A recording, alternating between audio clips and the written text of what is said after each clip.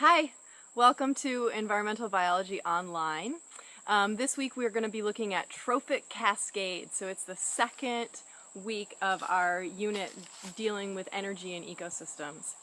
And the first thing that you want to make sure you're doing is finishing the home base. So the home base assignment is looking at how energy is moving through the ecosystem, and there's lots of questions you can use to think about that.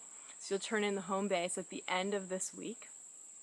The next thing you're going to do is engage in some of the new content. So that content is reading the Critcher book, so chapter 12, taking it from the top and taking it from the bottom, where he talks about a variety of different trophic cascades. And then also looking at the Simutext chapter on community dynamics, and you'll just be looking at sections 2 and section 3. Those two sections will be looking at trophic dynamics and look at trophic cascades a little bit.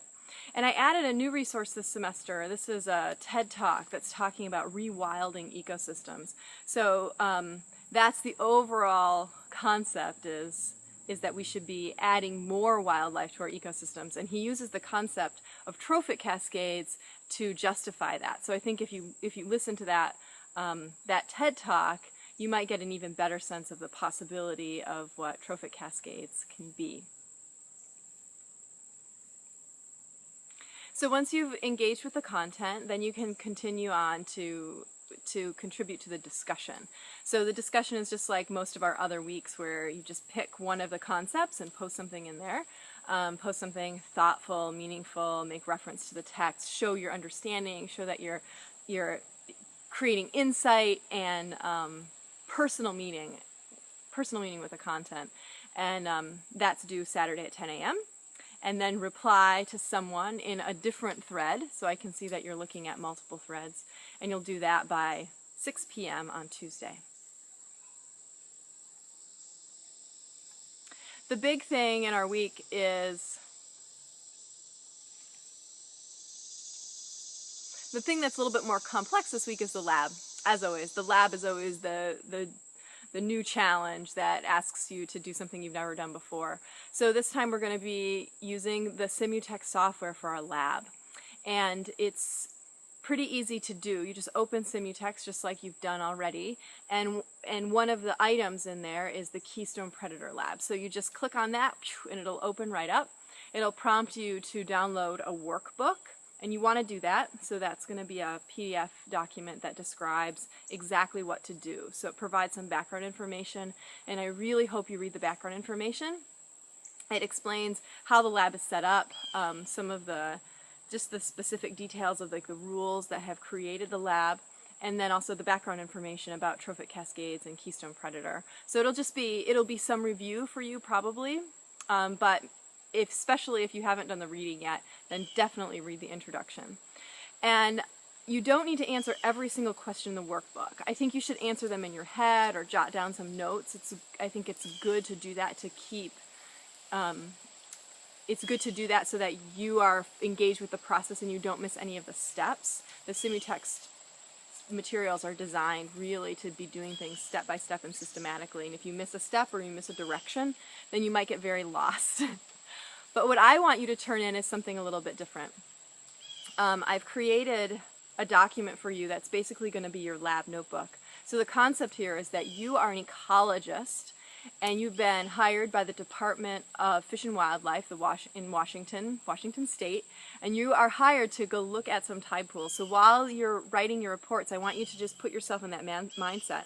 I'm an ecologist. Okay, this is supposed to be sort of like a real-life situation that you might actually experience as an ecologist. And what your first task is to understand how the tide pools work. So the document I've created for you is the lab guide, and in there I've created something that's called your lab notebook. And it has a series of blanks to fill in that describes all of the information that you're learning about the tide pools. So please fill in those blanks in the document, and that's what you're going to turn in to me. So not all the questions in the lab workbook. If I get that, I'll give it back to you. So fill in the things in the lab guide, which I'm calling the lab notebook, or your field notebook, I guess, your field notebook. Okay, and then after that you'll do a second experiment which is you actually doing some experimentation. You get to design the study yourself, and you'll get to either write like a lab report for that in the lab report format, which would be more of like a scientific paper, or you can just write a letter.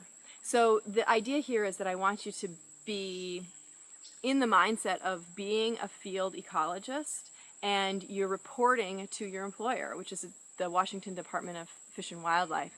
And the way you'd report to them is to write a letter or to write a report. So that part is up to you, but there's a lot of requirements in that report or letter that you should attend to. So a couple things to keep in mind when you're first beginning the lab.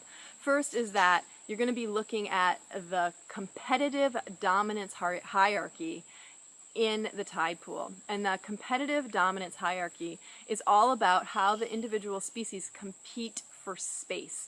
So there's this much space, and there's all these individuals, and how do they decide who lives where? And it's because they're competing with each other. And some individuals are better competitors than others.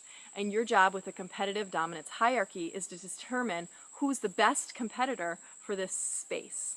Okay, and you'll rank all of the species as the most competitive all the way down to the least competitive. And there's spaces for that in the field notebook. The other thing you're doing is trying to figure out the food web. And the food web, who eats who, is very different from the competitive dominance hierarchy. Who eats who means that individuals are actually eating each other and consuming each other. You know, that's obvious, but it's common to confuse the two. So really remember that they're different things, but they do help, both of them together help explain the community dynamics. What happens when you remove one species? What happens when you add another? Okay. In the lab report or letter that you create, you want to make sure that you have a very clear introduction that explains the background information, sort of summarizes really briefly everything you learned about studying the tide pools. And then the part that is often most difficult or most missed is describing your method. So you have 2 questions that you're trying to answer, and I gave you those questions. So make sure you have methods that explain exactly how you went about answering those questions. And you want to use the methods that you practiced and learned about in the first half of the lab. So describe those methods as thoroughly as you can.